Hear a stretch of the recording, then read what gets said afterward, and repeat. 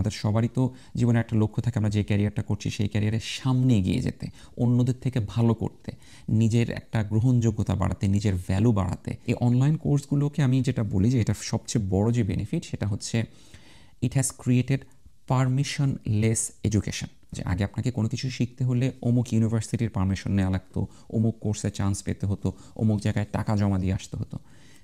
এখন you do not need any permission. আপনি যেই প্রফেশনে ক্যারিয়ার করেন না কেন, খুব টাফ এখন, কারণ প্রত্যেকটা প্রফেশনে অনেক অনেক কম্পিটিশান, এবং এই কম্পিটিশানকে পেছনে ঠেলে সেই প্রফেশনে কীভাবে টপে পৌঁছানো যায় এই জিনিসটা কঠিন থেকে কঠিনতর হচ্ছে।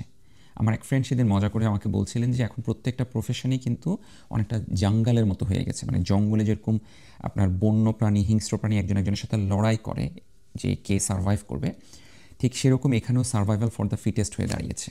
সো আপনি যেই প্রফেশনেই থাকেন সেই প্রফেশনে কীভাবে আপনি আসলে অন্য সবার থেকে নিজেকে আলাদা বা ইউনিক প্রমাণ করে আপনার ক্যারিয়ারের সামনে এগিয়ে যাবেন, এই জিনিসটার জন্য অনেক ধরনের অ্যাডভাইস রয়েছে অবভিয়াসলি। বাট একটা অ্যাডভাইস আমার কাছে মনে হয়েছে, বা একটা স্ট্র্যাটেজি আমার কাছে মনে হয়েছে, ইটস লাইক ম্যাজিক বুলেট, এবং এটা যাদেরকে আমি ফলো করতে দেখেছি তাদের কাউকে আমি কখনো পেছনে ফিরে তাকাতে দেখিনি। এবং এই যে স্ট্র্যাটেজি, এটার নাম হচ্ছে স্কিল স্ট্যাকিং। স্ট্যাকিং কথাটা মনে হচ্ছে একটার উপর একটা থরে থরে সাজানো।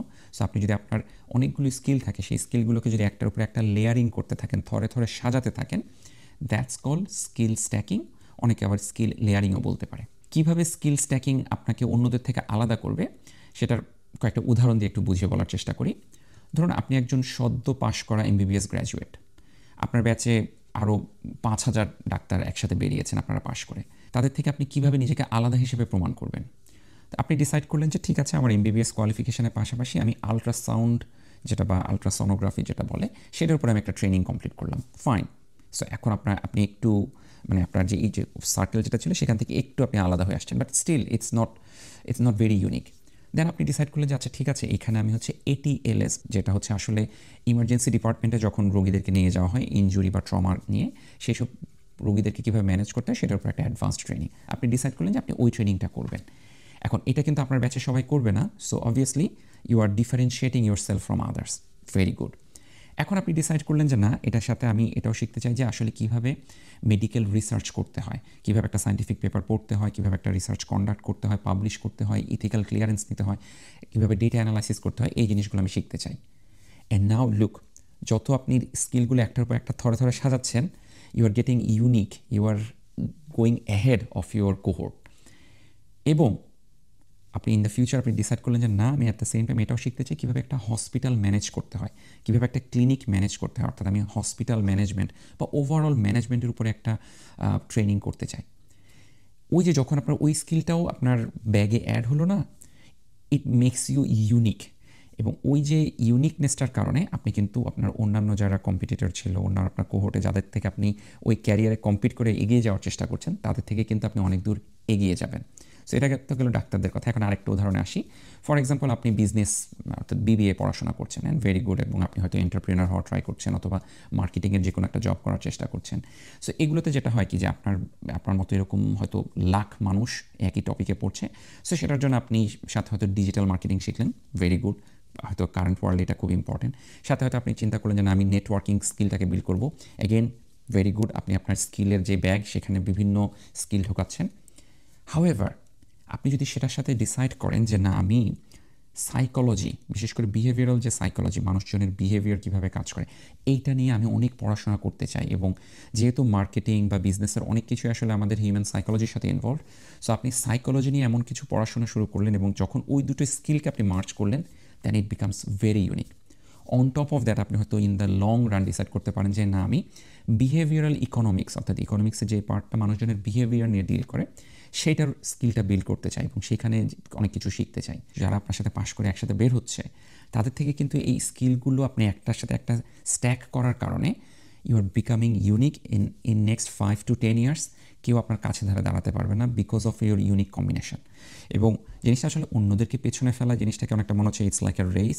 আমি সেভাবে বলছি না, বাট আমাদের সবারই তো জীবনে একটা লক্ষ্য থাকে আমরা যে ক্যারিয়ারটা করছি সেই ক্যারিয়ারের সামনে এগিয়ে যেতে, অন্যদের থেকে ভালো করতে, নিজের একটা গ্রহণযোগ্যতা বাড়াতে, নিজের ভ্যালু বাড়াতে এবং মানে প্রমোশন, এই সবগুলো জিনিস তো আমাদের ওভারঅল লাইফের গোলের সাথে জড়িত। সো ইটস নট লাইক অন্যদেরকে পেছনে ফেলা, ইটস লাইক নিজের সামনে এগিয়ে যাওয়া যাতে আপনি নিজে ভালো ফিল করেন। সো এইভাবে আপনার কোর স্কিলের পাশে আপনি যদি আরও অনেকগুলো কমপ্লিমেন্টারি স্কিল স্ট্র্যাটেজিক্যালি ডেভেলপ করতে পারেন তাহলে কিন্তু এটা আপনাকে অনেক দূর নিয়ে যাবে। সো এখন প্রশ্ন হচ্ছে কীভাবে আপনি স্ট্র্যাটেজিক্যালি এই স্কিলগুলোকে বিল্ড করবেন, এটা কি কোনো স্ট্র্যাটেজি আছে কিনা?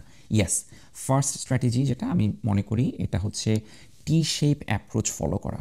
সো আপনার যে কোর স্কিল সেটা হচ্ছে এই যে টি এর লম্বা যে এটা, আর এটার পাশাপাশি আপনি আরও অনেকগুলো কমপ্লিমেন্টারি স্কিল বিল্ড করতে থাকবেন সো দ্যাট ওই একটা জায়গায় আপনার ডেপথ অফ নলেজ রয়েছে এবং বাকিগুলোতে আপনার কী বলবো যে একটা breadth of knowledge and skill তৈরি হলো এবং এগুলো একটা একটাকে কমপ্লিমেন্ট করে। So they are interconnected এবং যখনই আপনি এরকম ইন্টার কানেক্টেড টি শেপ অ্যাপ্রোচে আপনার স্কিলগুলোকে স্ট্যাক করতে পারবেন, আমার মনে হয় যে এটা আপনাকে বেটার রিটার্ন দেবে। নেক্সট যে স্ট্র্যাটেজিটা আমি ফলো করতে বলবো যে সেটা হচ্ছে আপনি take one skill at a time. So জিনিসটা ইটস লাইক আপনি একটা বিল্ড করলেন, দেন এটার উপর আরেকটা বিল্ড করবেন, আরেকটা বিল্ড করবেন, সবগুলো যখন আপনি একসাথে বিল্ড করার চেষ্টা করবেন তখন কিন্তু ওই যে অনেকটা খাবি খেয়ে যাবেন এবং ইউ উইল লুজ ট্র্যাক এবং দিন শেষে কোনোটাই হলো না, একটা জগা খিচুড়ি হয়ে যাবে। So try to build it step by step. আর অধিকাংশ ক্ষেত্রে আমরা যখন স্কিল বিল্ডিংয়ের কথা বলি সবার একটা চিন্তা হচ্ছে যে না আমাকে তাহলে আমাকে বিজনেস বুঝতে হবে বা ইয়ে করতে হবে, আমাকে রিসার্চ শিখতে হবে, যে কোনো কিছুতে আমরা ডিগ্রি নির্ভর কথাবার্তা বলি। Yes, why not? আপনি যদি আজকে রিসার্চ শিখতে চান আপনি একটা রিসার্চের ডিগ্রি করতে পারেন, ভেরি গুড। আপনি যদি আজকে আপনি অন্য প্রফেশনে থাকেন, ধরুন ডাক্তার বা ইঞ্জিনিয়ার, আপনি হয়তো বিজনেস রিলেটেড কোনো কিছু জানতে চাচ্ছেন, আপনি একটা MBA করতে পারেন। বাট এগুলোর একটা প্রবলেম আছে। ফার্স্ট হচ্ছে obviously time, money and other resources, these are limited. So আপনাকে ওখানে অনেক টাইম ইনভেস্ট করা লাগবে। দ্বিতীয় কথা হচ্ছে যে কোনো একটা ডিগ্রি করতে গেলে এটা না একটা পারমিশন লাগে, অর্থাৎ আপনাকে ভর্তি পরীক্ষা দেওয়া লাগবে, আপনাকে কোর্স করা লাগবে এবং বিল করা লাগবে, যেইটা অনেক ক্ষেত্রে এই কমপ্লিমেন্টারি স্কিলগুলোর জন্য খুব বেশি প্রযোজ্য না। এবং এই জায়গায় এখন আমরা এমন একটা পৃথিবীতে বসবাস করছি যেটা হচ্ছে অনলাইন লার্নিংয়ের আপনার বা অনলাইন কোর্সের আপনার দুনিয়া।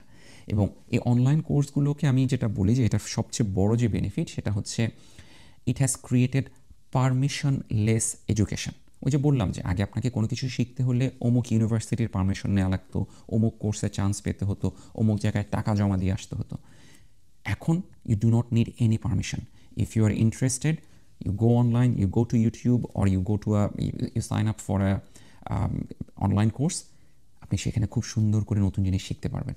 So it gives you permissionless learning.